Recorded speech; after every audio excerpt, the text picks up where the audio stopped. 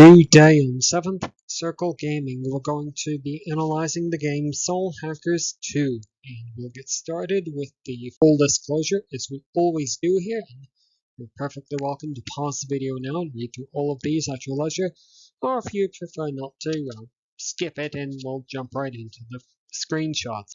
Now, the first one that we're going to share with you is just meant to be illustrative of what the game world looks like and a little bit of the user interface. Everything that we're seeing is pretty bare bones, easily explainable or easily understandable. There's also a fair amount of tutorials that the game is going to be providing for us. So with that, we'll move on to our second screenshot. And what another of the major parts of the game, of which there are really three, is the story interludes, for want of a better phrase. And the screenshot that we're sharing with you now is just meant to be illustrative of what one of those story cutscenes is going to look like. Of course, we've tried to avoid spoilers, so there's no text on the screen. Moving right along, the third major part of the game is going to be customization, or player agency, although this is a very statistics-directed player agency, it should be noted. And with that little bombshell, we'll move on to the first chapter proper, which as always is Immersion. Here the game is earned a 3 out of 15.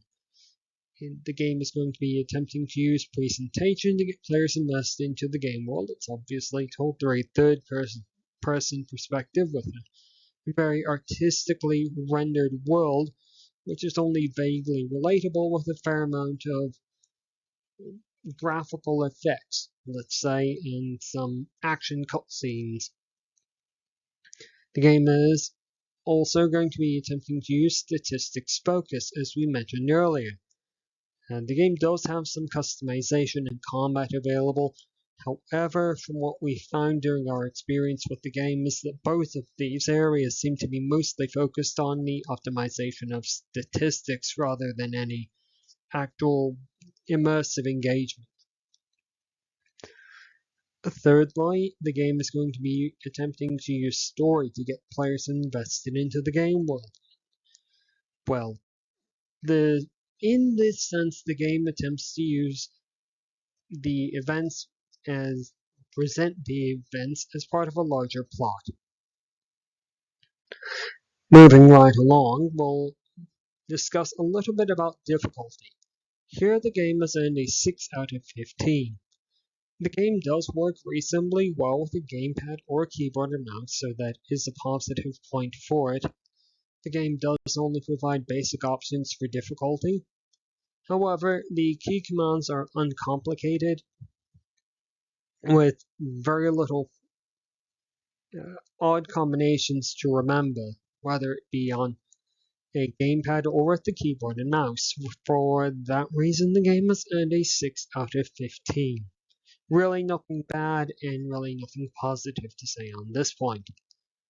Moving right along to lasting appeal, here the game has earned a 3 out of 15.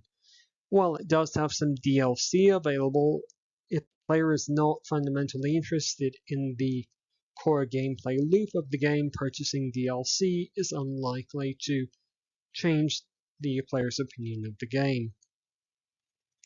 The game does not have any mod support available as far as we've been able to determine through any sort of mainstream source. The game is story driven, and that doesn't change with multiple playthroughs, so there might be some self-immersion required. The player can attempt to play through the game in a challenge run. However, that would mean basically intentionally ignoring the optimal playthroughs that the game, or the optimal playstyles the game is going to present players with. And with that, we'll just summarize with the overall score. Here, Soul Hackers 2 has earned a 4 out of 15. It is a story-driven game, therefore with fairly limited replay value. It is very statistics focused, even to the point where any player character customization is superseded by the statistics that that customization provides. And any sort of replay value or attempt to play through the game in a specific way would be to deliberately ignore the optimal play style that the game is going to present players with. And with that, we will just say congratulations, this is the end of the video. And from 7th Circle Gaming, if you did find this useful, fantastic, leave a like, do the other YouTube things, and goodbye.